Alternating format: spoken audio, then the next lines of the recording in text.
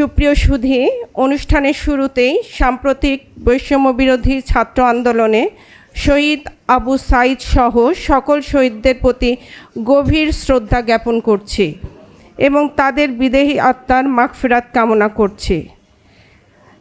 সম্মানিত সুধী, তাদের প্রতি সম্মান জানিয়ে এখন আমরা 1 মিনিট নীরবতা পালন করব।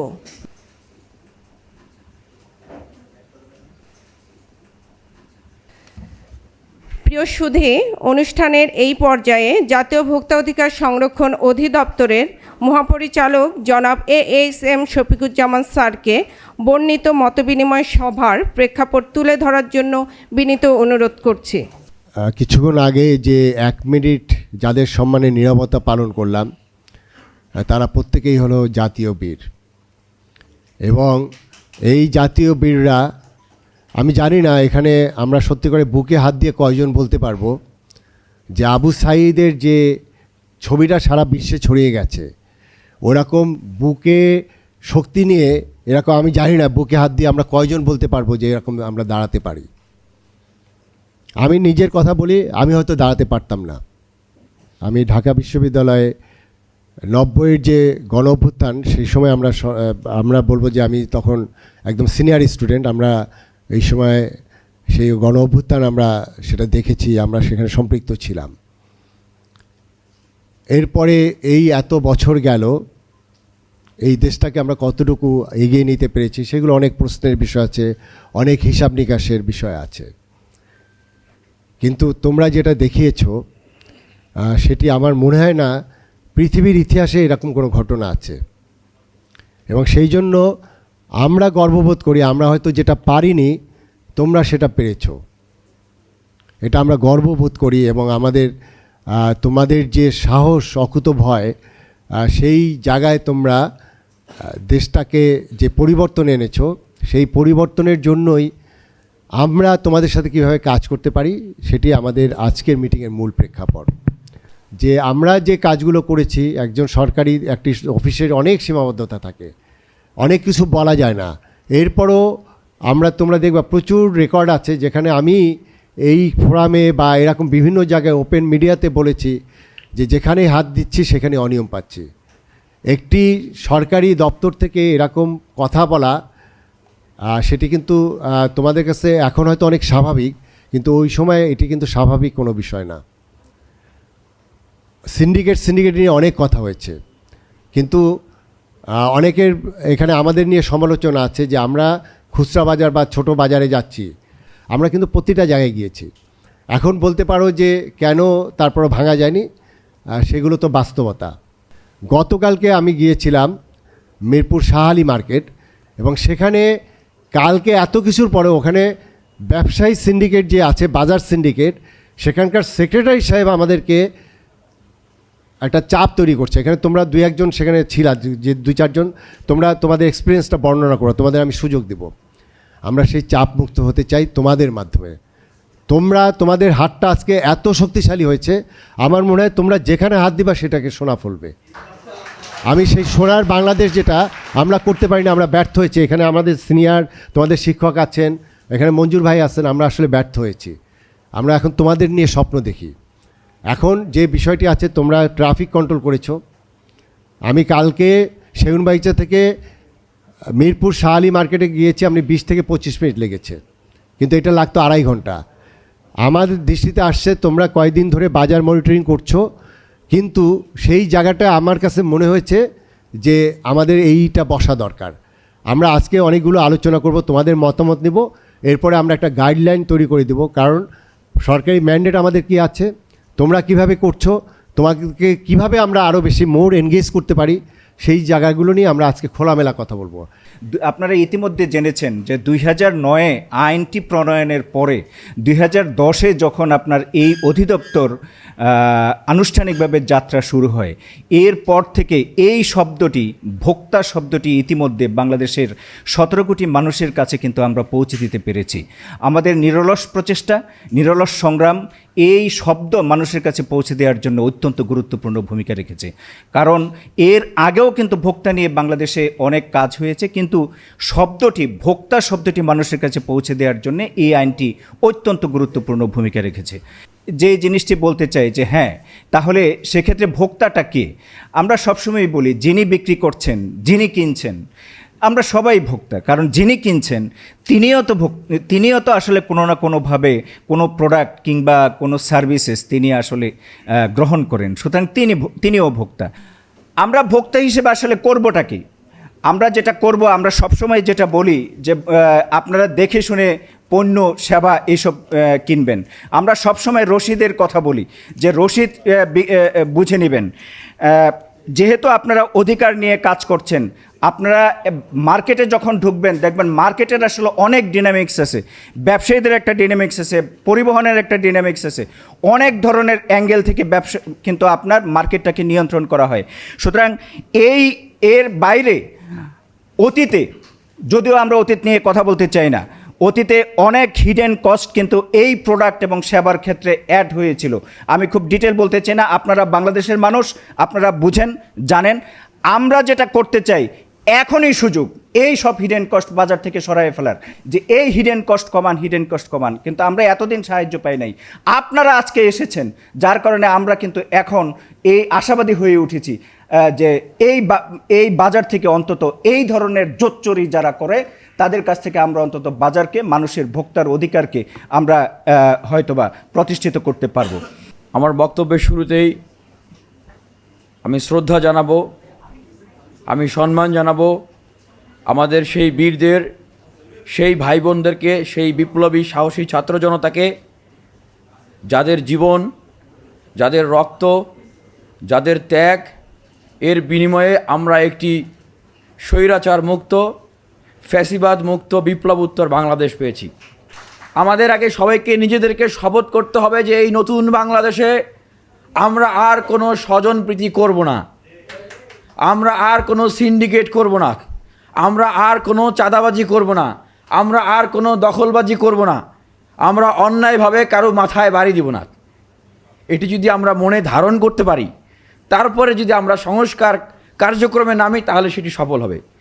কিন্তু আমরা যদি নিজেরা এত বিপ্লব, এত রক্ত, এত জীবন, এত কান্না, এত বিভীষিকা, এত কিছুর পরেও যদি আমরা নিজেদের ভিতরে পরিবর্তন না নিয়ে আসতে পারি, তাহলে হয়তো সাময়িক কিছুদিনের জন্য আমরা স্বাধীনতা হয়তো উপভোগ করব, আবারও দেখা যাবে আমরা আগের মতোই একটি সিন্ডিকেটের কাছে সারা বাংলাদেশে আমরা আবদ্ধ হয়ে যাব। আমরা কি সেটি চাই? এ পর্যায়ে আমি এই ভোক্তা অধিদপ্তর এবং দ্রব্যমূল্যর যে নিয়ন্ত্রণ, সেই বিষয়ে কিছু প্রস্তাবনা রাখতে চাই যে আমরা আসলে শিক্ষার্থীরা এই ভোক্তা অধিদপ্তরের সাথে আমরা আসলে কিভাবে কাজ করব, কিভাবে কাজ করতে পারি। নাম্বার 1 হচ্ছে বিপ্লবী ছাত্র জনতারা, তারা টিম করে করে একদম শহর, নগর, বন্দর থেকে শুরু করে পাড়ায় মহল্লায় তারা বাজার মনিটরিং করবে। তবে এখানে আমাদের অফিসারগণ, কর্মকর্তাগণ তারা বলেছেন যে ফাইন করতে পারবে না। অবশ্যই এখানে আমাদেরকে বুঝতে হবে যে আমরা তো অফিসিয়াল না, সুতরাং আমরা রাষ্ট্রের যারা অফিসিয়াল আছে আমরা তাদেরকে সহযোগিতা করব। অফিসিয়াল কাজগুলো আবার সব কিছু নিজের দায়িত্বে নিয়ে নেওয়া যাবে না, অর্থাৎ মানে আইন নিজের হাতে তুলে নেওয়া যাবে না সবসময়। তাহলে সেক্ষেত্রে আমরা তাদেরকে সহযোগিতা করব। ভোক্তা অধিদপ্তরের কর্মকর্তাদের সাথে আমরা যতটুকু জানতে পেরেছি যে প্রত্যেকটা জেলায় ওনাদের অফিস রয়েছেন, ওনাদের কর্মকর্তা রয়েছেন, তাদের সাথে সমন্বয় এবং সহযোগিতা করব। এবং আমি এখানে ডিজি মহোদয়ের কাছে আমি আহ্বান জানাবো যে প্রত্যেকটা জেলায়, এখানে যেরকম আজকে মতবিনিময় সভা হয়েছে, প্রত্যেকটা জেলা এবং যদি পারেন প্রত্যেকটা উপজেলায় এরকম একটি মতবিনিময় সভা করুন, যেন বিপ্লবী ছাত্র জনতা এবং ভোক্তা অধিদপ্তরের কর্মকর্তাদের সাথে মতবিনিময়ের মাধ্যমে একটি সমন্বয় হয় এবং ছাত্র জনতা কীভাবে কাজ করবে, কতটুকু এখতিয়ার, কতটুকু দায়িত্ব এবং কাকে কিভাবে, কোন অপরাধের কি পানিশমেন্ট কীভাবে, এই বিষয়গুলো সম্পর্কে তাদের জন্য একটা ধারণা তৈরি হয় এবং ভোক্তা অধিদপ্তর কর্মকর্তারা কীভাবে সহযোগিতা করতে পারবে এটির জন্য তারা ধারণা লাভ করতে পারে। 3 নম্বর, নিত্য প্রয়োজনীয় পণ্য দ্রব্য পাইকারি ক্রয়ের প্রত্যেকটা দোকানে রিসিট থাকতে হবে, প্রত্যেকটা দোকানেই রিসিট থাকতে হবে। এটি আমরা এখান থেকে বলে দিচ্ছি, যারা কাজ করছেন ছাত্র জনতা এবং ভোক্তা অধিদপ্তরের সাথে সমন্বয় করবেন যে নিত্য প্রয়োজনীয় পণ্যদ্রব্যের যে পাইকারি ক্রয়ের দোকানগুলো আছে প্রত্যেকটা দোকানে তাদের যে তারা কি মালামাল ক্রয় করছে, কত টাকা দিয়ে ক্রয় করছে, এটি রিসিট থাকতে হবে। কারণ তারা যে দুর্নীতিটা করে, মানে বেশি দামে বিক্রি করে, তারা রিসিট দেখায় না। হ্যাঁ, এখানে কিন্তু মূল গমর। এবং প্রতিটি দোকানে মূল্য তালিকা ঝোলানো থাকতে হবে, এটি আপনারা নিশ্চিত করবেন। আজকের এই সভা থেকে আমি সরকারের অন্য সকল সেবা খাত যারা পরিচালনা করছেন, সাচিবিক দায়িত্বে আছেন, তাদের প্রতি আহ্বান জানাবো। আমার ভোক্তা অধিদপ্তর আজকে একটি তারা দৃষ্টান্ত স্থাপন করেছেন, how to work in post revolution situation. এই বিপ্লবোত্তর পরিস্থিতিতে বাংলাদেশে কিভাবে আসলে কাজ করবে, ফাংশন করবে, এটি তারা একটা দৃষ্টান্ত স্থাপন করেছেন। শুধু ভোক্তা অধিদপ্তরের উপর আমি দায় দেবো না, কারণ দ্রব্যমূল্য নিয়ন্ত্রণের একক দায়িত্ব আসলে তাদের কাঁধে পড়ে না। বাণিজ্য মন্ত্রণালয়ের 13টা দপ্তর এবং সংস্থা রয়েছে। হ্যাঁ, আমি সবগুলোর নাম উল্লেখ করব না, এরকম 13টা দপ্তর এবং অধিদপ্তর রয়েছে। এবং বাণিজ্য মন্ত্রণালয়কে আমরা মূলত আলটিমেটাম দিচ্ছি যে আগামী 1 সপ্তাহের ভিতরে যদি বাংলাদেশের এই যে দ্রব্যমূল্যের পরিস্থিতি, এই দ্রব্যমূল্যের পরিস্থিতির নিয়ন্ত্রণে আপনারা জনগণের কাছে সন্তোষমূলক ব্যবস্থা গ্রহণ করতে না পারেন, তাহলে আপনারা পদত্যাগ করবেন। আমরা দেখেছি যে পার্টিগেট কেলেঙ্কারির দায় নিয়ে যুক্তরাজ্যের প্রধানমন্ত্রী বরিস জনসন পদত্যাগ করেছেন। তার বিরুদ্ধে কি আন্দোলন করে হাজার হাজার লোক এভাবে কি জীবন দিতে হয়েছে? হয় নাই। আমরা দেখেছি যে ডোনাল্ড ট্রাম্পের উপরে আক্রমণ হয়েছে, সেই দায় নিয়ে সিক্রেট সার্ভিসের প্রধান তিনি কিন্তু পদত্যাগ করেছেন। আমরা এটি বলতে চাই যে বিপ্লবোত্তর বাংলাদেশ একটি আদর্শ বাংলাদেশ হবে, সেখানে আমি হই বা আপনি হন, যেই হন, আমাদেরকে যে দায়িত্ব দেওয়া হবে বা যে দায়িত্ব আমরা নিব, সেটি যদি যথাযথভাবে আমরা পালন করতে না পারি, আমাদের সেই দায়িত্ব থেকে সরে আসা উচিত এবং যোগ্য মানুষদেরকে সেই জায়গাগুলোতে অবস্থান দেওয়া উচিত। বাজার মনিটরিংয়ের ক্ষেত্রে আপনাদের জনবলটা একটু মানে সব জেলায় আসলে নাই, সংকট আছে। সেই জায়গা থেকে আমরা কিভাবে আপনাদেরকে হেল্প করতে পারি? সাধারণ শিক্ষার্থী প্রায় আমাদের 50 জন থেকে 100 জনের একটা দল আমরা কাজ করে যাচ্ছি কারওয়ান বাজারে।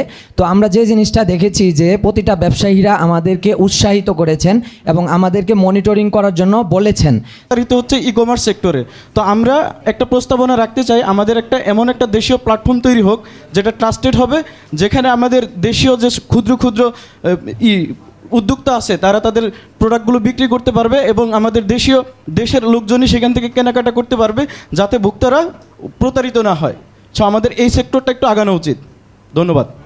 কালকে আমরা যে অভিজ্ঞতাটা পেয়েছিলাম, যখন আমরা মনিটরিং করতে যাই বাজারগুলোতে চালের আবাদের, সেখানে সে চালের ব্যবসায়ীকে এক ধরনের একটা সাপোর্ট দিচ্ছিল। যখন স্যার একটু ওনাকে বলল আপনি কি তাদেরকে সাপোর্ট দিচ্ছেন, তারপর থেকে উনি হারাই গেল, উনাকে আর পাওয়া গেল না। তো এই ধরনের সিন্ডিকেট যারা করতেছে তাদেরকে আমরা ধরতে চাই। আপনাদের কাছে বিশেষ রিকোয়েস্ট, আপনারা আমাদেরকে তাদের লিস্টটা দিবেন, তাদের নামটা দিবেন, তাদেরকে আমরা আগে সর্বপ্রথম বাজার থেকে সরাইতে চাই। ধন্যবাদ। ট্রাফিকের কাজ করার সময় একটা ভাই বলছে উনি 1 কেজি 1200 গ্রাম মুড়ি কিনছে, উনি আরেক দোকানে যখন মাপছে ওটা 800 গ্রাম। মাঠ পর্যায় থেকে কৃষি পণ্য আমরা কৃষকের কাছ থেকে নিয়ে মিডলম্যান হিসেবে কাজ করতে পারি কিনা অনলাইনে, যেটা সরাসরি আমরা ভোক্তার কাছে পৌঁছে দিব। এতে করে হয় কি, আমাদের হাত বদলের কারণে পণ্যের মূল্য অনেক বেশি বেড়ে যায়।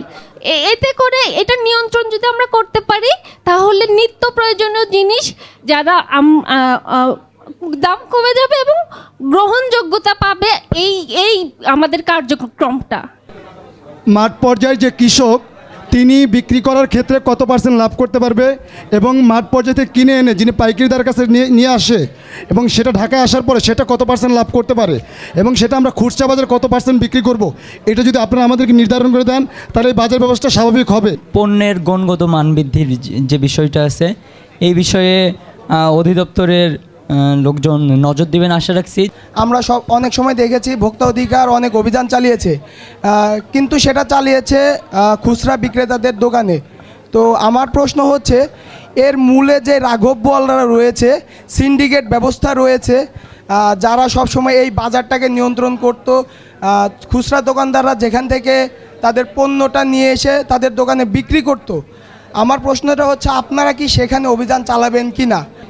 এক একটা দোকানের এক একটা ভাড়া বিষয়টা তারা সিন্ডিকেট করে অনেক উচ্চ পর্যায়ে নিয়ে যায়। তো প্রয়োজনীয় দ্রব্যের যে উদ্যোগতি সেখানে, তো এই দোকানের একটা প্রতি স্কোয়ার ফিটের একটা সিস্টেম যদি আপনারা তৈরি করে দিতে পারেন, আমরা সেক্ষেত্রে সহযোগিতা করব।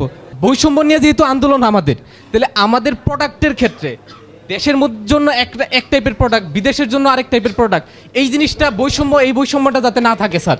আমার এলাকার মানুষের বোতলজাত গ্যাস কিনতে খুবই কষ্ট হইতেছে স্যার। ওইখানে কোনো গ্যাস লাইন নাই, বাট সবাইকে বোতলজাত গ্যাস কিনতে হইতেছে, কিন্তু এই বোতলজাত গ্যাস কিনা ওই এলাকার মানুষের পক্ষে খুবই কষ্টসাধ্য হয়ে যাইতেছে।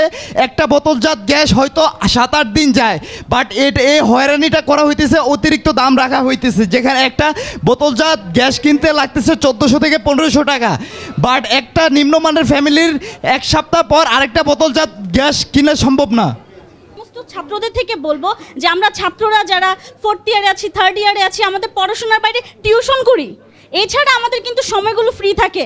যদি এলাকা ভিত্তিক যে বাজারগুলো আছে সেক্ষেত্রে আপনারা যদি আমাদেরকে এইটুকু সুযোগ দেন যে আমরা এলাকা ভিত্তিক একটা সুন্দর ছোটোখাটো একটা সংগঠন করে এই জিনিসটাকে আমরা সুন্দর করে আপনাদের কাছে প্রস্তাবিত করি, আপনাদের জন্য এটা বেটার হবে যে আপনারা এলাকা ভিত্তিকভাবে এটাকে নিয়ন্ত্রণ করতে পারছেন।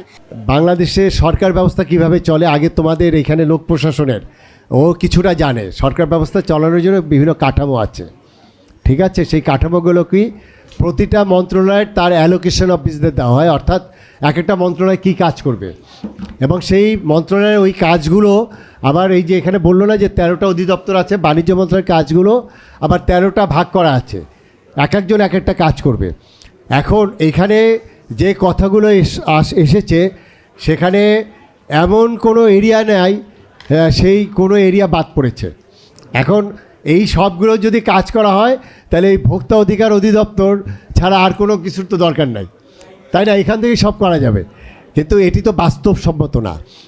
আমি এইখানে অনেকগুলো পেপার নিয়েছি, সেই পেপারগুলো 4-5 সেট আছে তোমাদের বিভিন্ন, যেমন রাজশাহী থেকে এসেছে, আমাদের ঢাকা এবং বিভিন্ন জায়গায় আমি 4-5 সেট আমরা ডকুমেন্ট দিয়ে দিব, এবং সেখানে আমরা কোন কোন বিষয় নিয়ে আমি লিস্ট করেছি, 14টা রিপোর্ট দিচ্ছি। এই ডকুমেন্টগুলো তোমরা একটু মাইনরিটলি পড়বা, এবং এইখানে তোমরা যা প্রশ্ন করেছো প্রতিটা বিষয়ের সমাধান কিন্তু এখানে আছে, ঠিক আছে? যেমন ধরো আমি এক লিস্ট করেছি ডকুমেন্টগুলো কি, ওমেগা-3, তুমি জানো যে ওমেগা-3 ডিমের নামে কি হয়েছে, 10 টাকা করে বাড়ানো, সেটা কি করেছি সেটার ডকুমেন্ট তোমাদের দিয়ে দিচ্ছি। জমজমের পানি নিয়ে বা রিয়াজুল জান্নার জায়নামাজ দিয়ে অনলাইনে কিভাবে করা হয় সেটার ডকুমেন্ট দিচ্ছি। ডিম নিয়ে প্রচুর কাজ করেছি, যে 15 টাকার ডিম হয়ে যায় 12 টাকার ডিম একদিনে, সেটা আমরা অভিযান করে কিভাবে কমিয়েছি, কি করতে হবে। ডিমের ফিডের দাম যদি না কমানো যায়, ডিমের ফিড 2-3 জনে উৎপাদন করে, এগুলো যদি কমানো না যায় তাহলে ডিমের দাম কমানো যায় না। তা এই জিনিসগুলো কিন্তু আমাদের ওখানে আছে দেওয়া।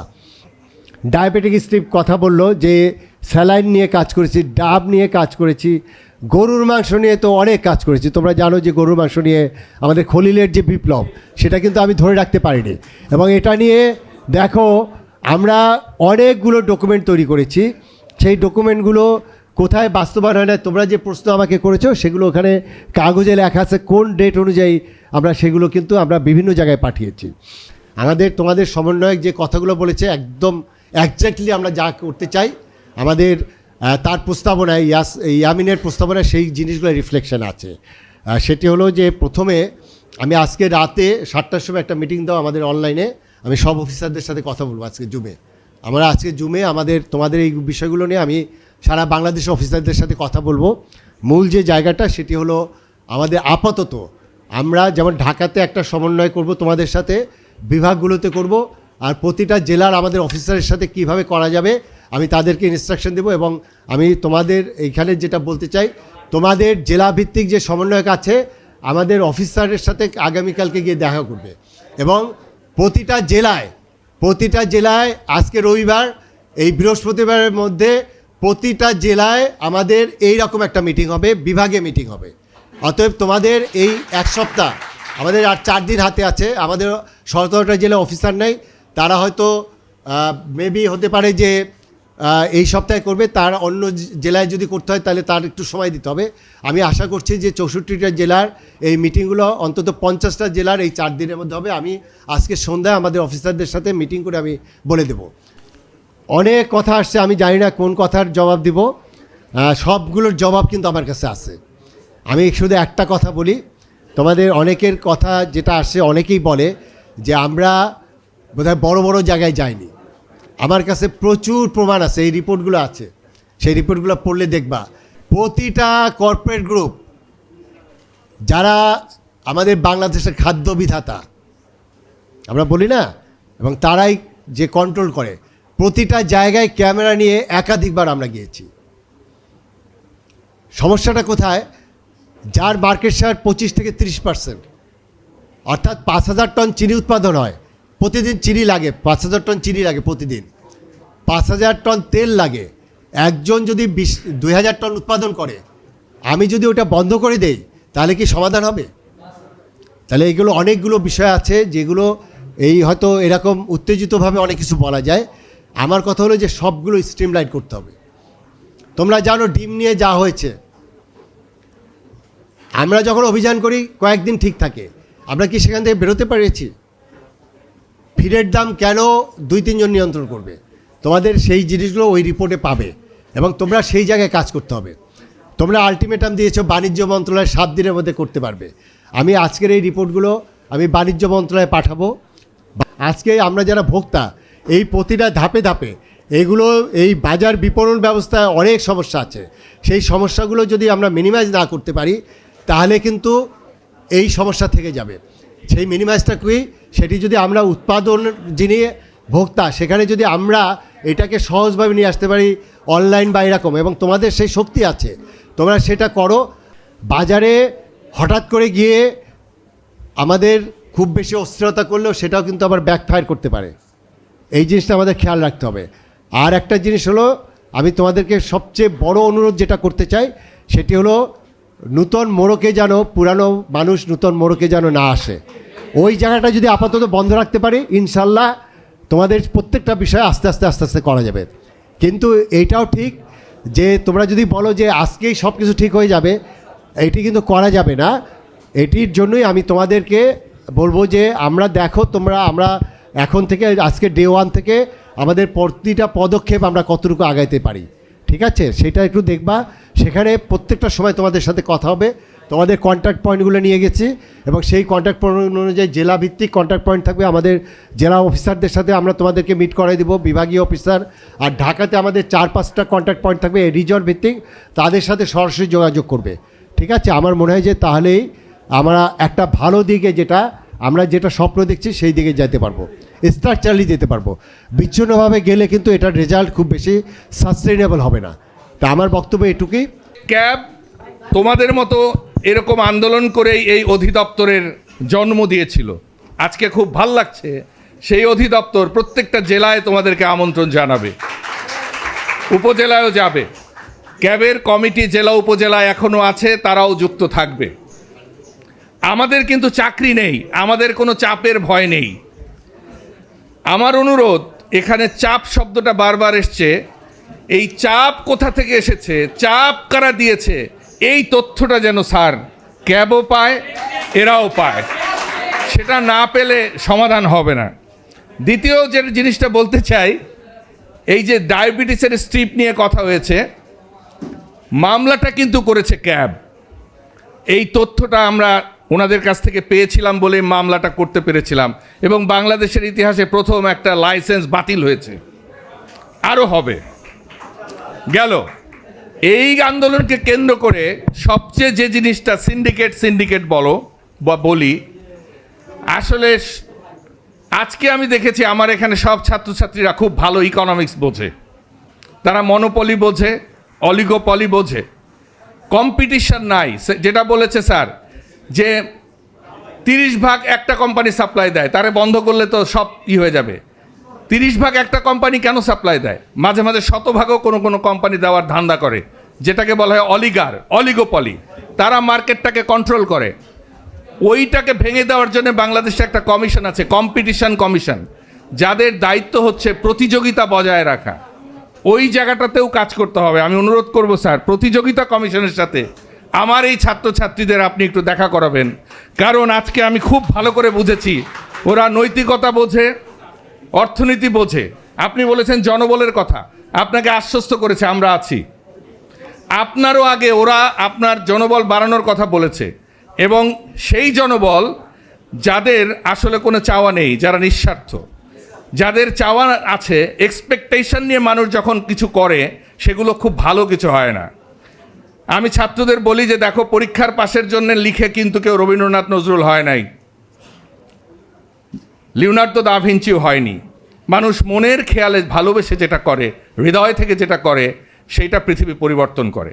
কাজে তোমাদের দিয়ে হবে। আমাদের অনেক ঝামেলা আছে, ডায়াবেটিস আছে, চাকরির ভয় আছে, সংসার আছে, লোন আছে, অনেক সত্য কথা আমরা কিন্তু বলতে পারি নাই। মরার আগে অন্তত বলে মরতে চাই। ভালো থাকো, থ্যাংক ইউ। আমরা যখন মত বিনিময় সময় হয়, আপনাদের আরও অনেক সংখ্যা আরও অনেক বেশি উপস্থিতি থাকে, এবং তাদেরকে বলি যে সমস্যাগুলো একটু বলেন, যে সমস্যাগুলো এতটুকু স্ট্রাকচারের, এমন কিছু কমন কিছু কোয়েশ্চেন হয় এই মত বিনিময় সময় থেকে, আসলে আমরা নিজেরা আর কোনো কিছু খুঁজে পাইতাম না আর কি। তা আমার মনে হয় আমার দেখা সবচেয়ে সুন্দর মত বিনিময় সভা আজকে হয়েছে, যেখান থেকে আমরা আসলেই গঠনমূলক অনেকগুলো বেঁধে, যেগুলো আমি অনেক সমৃদ্ধ হয়েছি। যেমন এই জায়গাগুলোতে আমাদের আরও কাজ করতে হবে, এই জায়গাগুলো আমাদের কাজ করেছি কিন্তু অনেক হয়তো জানেন না। এই বিষয়গুলো আজকের মত বিনিময় সভা, যতগুলো মত বিনিময় সভা আমি করেছি এখানে এসে আমরা উপস্থিত থেকেছি, আমার মনে হয় বাণিজ্য মন্ত্রণালয় এটা আজকের সবচেয়ে বড়, সবচেয়ে গুরুত্বপূর্ণ এবং সবচেয়ে সুন্দর মত বিনিময় সভা হয়েছে। আপনাদের এই যে গুরুত্বপূর্ণ মতামতগুলো আমরা সবগুলো নোট ডাউন করা হয়েছে, এবং যে আপনারা জানেন যে মন্ত্রণালয় পলিসি সাপোর্ট দেওয়া হয়, এক্সিকিউশনটা ডিপার্টমেন্টরা করে, কিছু কিছু কাজে বাজার মনিটরিং কাজে আমরা নিজেরাও এক্সিকিউশনে যাই। তো আমরা যে মতামতগুলো আজকে এখানে পেয়েছি, মূল্যবান মতামতগুলো এগুলো কম্পাইল করা হয়েছে, সবগুলো আমাদের সচিব মহোদয়ের কাছে এবং সংশ্লিষ্ট সবার কাছে আমরা নিজে, এবং সবগুলো আমরা বাস্তবায়নের চেষ্টা করবো। যেগুলো ইতিমধ্যে হয়তো আমরা মতামত সহ আপনারা পেয়ে যাবেন, তাহলে বুঝতে পারবেন যে অনেকগুলো আসলে বাস্তবায়ন হয়তো হয়ে গেছে। আর জনবলের কথা বলেছেন, হ্যাঁ এটা অত্যন্ত গুরুত্বপূর্ণ। আমরা জনবলের বিষয়ে যেগুলো শূন্য আছে সেগুলো পূরণের মাধ্যমে, আর যেগুলো যদি প্রয়োজন হয় নতুন জনবল সৃষ্টির মাধ্যমে আমরা কাজগুলো সম্পন্ন করতে পারি, সেই কাজগুলো আমরা করার চেষ্টা করব। আপনাদের সবাইকে ধন্যবাদ। যে অধিকারের যে কথাগুলো বলি, এটা কিন্তু নতুন একটা নোশন, যেটি আমরা সবার মধ্যে এটা কি ছড়া দিতে চাচ্ছি। আমাদের স্টেক হোল্ডারগুলো ছিল, আমরা এটা প্রচুর কাজ করছি, প্রচুর। সেই সাথে আজকে আপনারা যে যুক্ত হলেন, আমরা চাচ্ছি যে হচ্ছে প্রথমে দরকার হচ্ছে নলেজ। আপনার জানা দরকার যে আসলে কোনগুলো করা যাবে, কোনগুলো করা যাবে না। আমরা মাঠে গিয়ে দেখেছি হচ্ছে লোকজনের এই ইনফরমেশনটা থাকে না, স্যার আমরা জানতাম না, এই জানি না, এই this cannot be an excuse. So তাহলে যে জিনিসটা করতে হবে, আমাদেরকে তাদেরকে চান্স দিতে হবে একটা। আই বিলিভ দিস ওয়ান, যেহেতু আপনারা যেতে পারেনি, আমরা যেতে পারিনি, আমাদের লোকবল এত কম আপনারা দেখেছেন, 18 কোটি বা 17 কোটি যেটাই বলেন না কেন মানুষ, আপনি এই 366 অর্গানোগ্রামে 216 জনকে দিয়ে is it possible to get? No, it is never possible. কাজে এটাও চিন্তা করা দরকার যে আমার ম্যানফোর্স, ওয়ার্কফোর্স বাড়াতে হবে। হ্যাঁ, এটা আমরা কমিটি করে দিতে পারি, আমরা ভোক্তা সংগঠন করে দিতে পারি বিভিন্ন এলাকায়, যাদের মাধ্যমে আমরা এটা ইম্পোজ বলতে কি, আপনাদের কাজ হবে হচ্ছে দেখা, নট টু ইম্পোজ, বিকজ আইন যাদেরকে ক্ষমতা দেবে তারাই করবে। আদারওয়াইজ কী হবে, যে বিষয়টি হয় হচ্ছে অনেকে আপনাদের খোলসে কী করবে, আমাদের কাজ করবে। কীরকম করবে, যে আমি ভোক্তা থেকে আসছি, আমি ফাইন ইম্পোজ করবো, হুইচ ইজ হ্যাপেনিং।